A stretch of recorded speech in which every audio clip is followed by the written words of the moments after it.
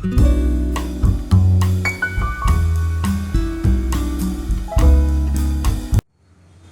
పెద్దవాళ్ళ సబ్స్క్రైబర్స్ అందరికీ ధన్యవాదాలు. నా పేరు పవన్ గొర్రెపాటి అండి. సిల్వర్ స్పూన్ రెస్టారెంట్ గురునానక్ కాలనీలో ఉన్న రెస్టారెంట్కి నేను ఎంటీని. గత 18 ఏళ్ళ నుంచి రెస్టారెంట్ నడుస్తుందండి. ఇప్పుడు ఇది మా ఫ్యామిలీ వచ్చేసరికి మాది మోబుదేవ్ మండలం కథకల్లేపల్లి అనే ఊరండి. మా మదర్ ఫాదర్ అక్కడే ఉంటారు. మా ఫాదర్ గారి ఫర్టిలైజర్ షాప్ ఉంది, రొయ్యల చెరువు ఉంది, ఆయన చూసుకుంటాడండి. నేను వచ్చేసరికి నాకు ఏజ్ 40 అండి. ఇది రెస్టారెంట్ నేను తీసుకుని అయితే 5 years అయింది, కానీ రన్నింగ్ రెస్టారెంట్ అయితే 18 years నుంచి ఉంది. ఇంతకుముందు అంటే నేను హాస్పిటల్స్కి ఆక్సిజన్ సప్లై చేసేవాడిని అండి. మన ఈ కోవిడ్ టైంలో మ్యాక్సిమం గవర్నమెంట్ హాస్పిటల్స్ మొత్తానికి నేనే సప్లై చేశాను.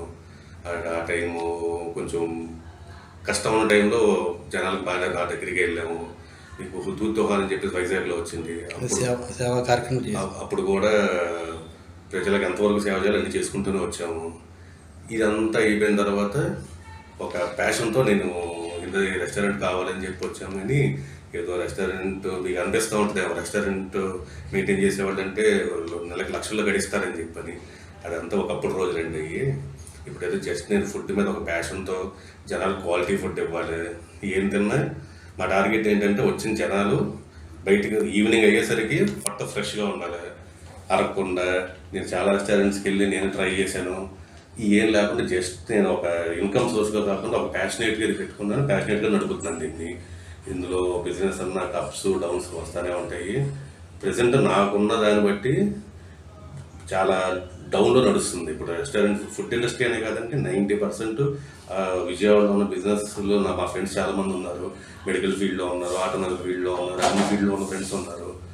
ప్రజెంట్ అయితే అందరూ కొంచెం ఒడిదుడుకుల్లోనూ అవుతున్నాము, కొంచెం ఇబ్బందుల్లోనే నడుస్తున్నాము. మెయిన్ థింగ్ ఏంటంటే మనకి బయట నుంచి వచ్చే జనాలు ఫ్లో ఎక్కువ ఉంటే వ్యాపారాలు బాగుంటాయి. మన విజయవాడలో ఉన్న రెస్టారెంట్లకి మన పక్కింటాడైతే ఒకసారి 2 సార్లు వస్తారు, కానీ రెగ్యులర్గా రారు కదండి.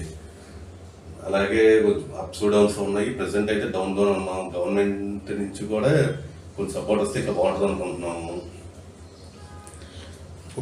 ఫుడ్ నాణ్యమైన ఫుడ్ అయితే మటుకు మీరు వచ్చిన జనాలు ఎవరు అడిగినా సరే మేము పెద్ద ప్రమోషన్స్ కానీ ఏం చేయమండి. మా ఇన్స్టా గురించి కానీ మాది ఇది కానీ ప్రమోషన్స్ మా రెస్టారెంట్కి రండి చేయండి అనేది మేము ఎప్పుడు చెప్పలేదు ఇంతవరకు.